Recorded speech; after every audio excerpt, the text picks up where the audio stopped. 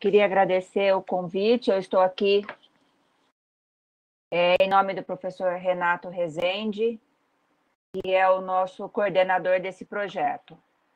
Bem-vinda, professora. Fique à vontade. Só lembrando, para a gente não extrapolar os 10 minutos, porque estamos bem em cima. Quer dizer, já estamos além do horário. Obrigada. Então, muito obrigado pela oportunidade de estar aqui apresentando esse projeto. Vocês estão me ouvindo? Sim, estamos sim. Esse é um projeto que é desenvolvido com uma parceria entre o Hospital Universitário, o Hospital Sírio-Libanês e o Instituto de Ciências Biológicas, além da Universidade Federal de Goiânia. Passa o próximo, por favor. Então, essa aqui é a equipe do projeto, coordenado pelo professor Renato Rezende. Passa o próximo. O objetivo desse nosso projeto, na verdade, é monitorar essa diversidade genética dos vírus do SARS-CoV-2 no Distrito Federal, para poder correlacionar esse padrão de distribuição e correlacionar ainda a diversidade genética com a memória imunológica desses pacientes. Então, a gente quer saber se essa memória imunológica está envolvida com o processo de estabelecimento dessa mutação, está relacionado com o estabelecimento de uma memória mais fraca ou não. Para executar esse projeto, a gente tem algumas etapas. Uma delas é a identificação dos padrões filogenéticos. Então, o que a gente pode ver é que o vírus está mudando, ele está sofrendo algumas mutações em torno do mundo, e essas mutações elas são super importantes com relação à infectividade dele, porque a gente vê que existe mutações, principalmente naquelas proteínas que se ligam no receptor, e isso faz com que ele seja mais ou menos infectivo. Então, nesse processo, a gente quer saber qual os tipos de vírus que estão aqui no Distrito Federal. Passa o próximo, por favor. A equipe já mapeou, junto com o professor Bergman Moraes, que não está aqui na foto, mas que já mapeou esse vírus num processo de cooperação junto com o LACEN. E aí o que a gente pode ver aqui é o esquema que foi isolado.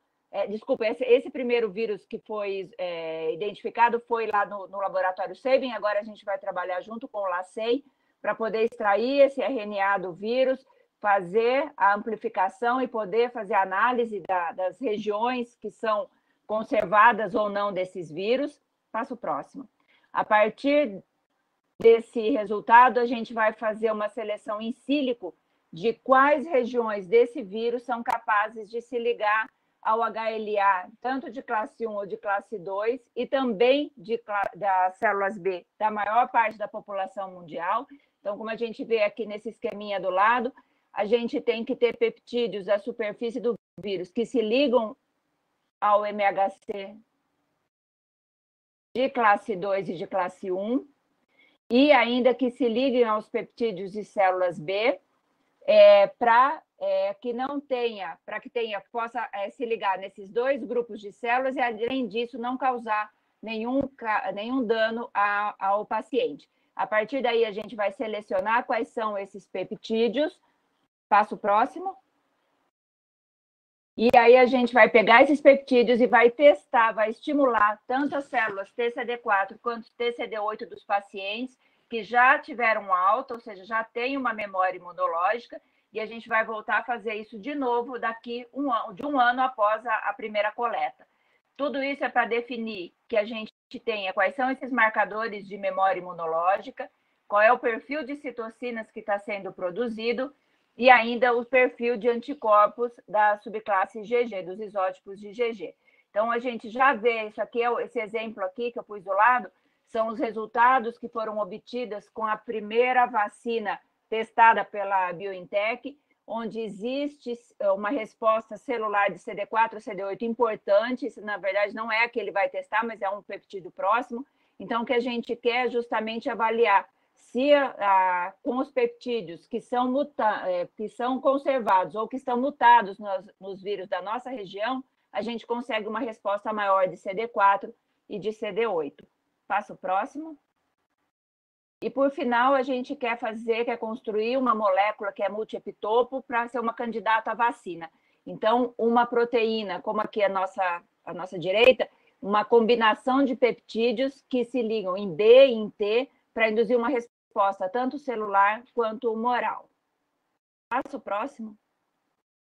E aí a gente tem algumas questões que são importantes, porque todo mundo está fazendo propostas de vacina ou de métodos para imunização, aumentando enormemente o número de anticorpos, como se a gente tivesse um número grande de anticorpos, isso seria possível de induzir uma maior proteção. Mas a gente sabe que anticorpos que não se ligam nas regiões onde impedem a infecção, que eles não são neutralizantes, esses anticorpos eles causam duas doenças de hipersensibilidade, como o ADE, que aumenta a capacidade dos macrófagos de internalizarem esses vírus e produzindo mais citocinas, que é um dos mecanismos que levam a uma resposta exacerbada dessa doença, como ainda a formação de imunocomplexos com depósito desses imunocomplexos e um processo inflamatório. E ainda, dependendo da construção, existe ainda a possibilidade de induzir um processo de asma com a construção vacinal que está sendo proposto. Então, a gente tem que pensar que, apesar de já ter várias vacinas no mercado, a gente não sabe ainda como elas vão se comportar. Então, conhecer os vírus que estão aqui no Distrito Federal e se eles estão causando uma memória imunológica nos pacientes é bastante importante. Passa o próximo. Então, esse desenvolvimento dessas estratégias, ela não pode parar, porque nesse momento a gente está vendo que inovação é extremamente importante, mas nós estamos correndo atrás de uma vacina. Então, o que a gente está pensando é num processo sistematizado de inovação para poder pensar em vacinas, para poder resolver o problema da Covid nesse momento, mas ainda tendo estratégias que possam ser usadas para novas pandemias, se elas acontecerem. Passa o próximo, por favor. E aí, o nosso projeto já foi assinado no TOA, esse é o nosso coordenador, o professor Renato Rezende. Nós estamos aguardando o CEP da FS, porque eu estou com um problema enorme, porque eles falam que minha folha de rosto está com partes copiadas e coladas, e não tem, está tudo escrito à mão, então eu não sei bem o que está acontecendo, mas enfim, assim que a gente tiver o CEP, a gente passa a poder colher essas amostras. Passa o próximo. Então, acho que é isso. Eu queria agradecer o DPI e o DEX para a oportunidade de a gente ter submetido esse projeto e ter sido aprovado. Muito obrigada. Obrigada, professora. Parabéns pelo projeto.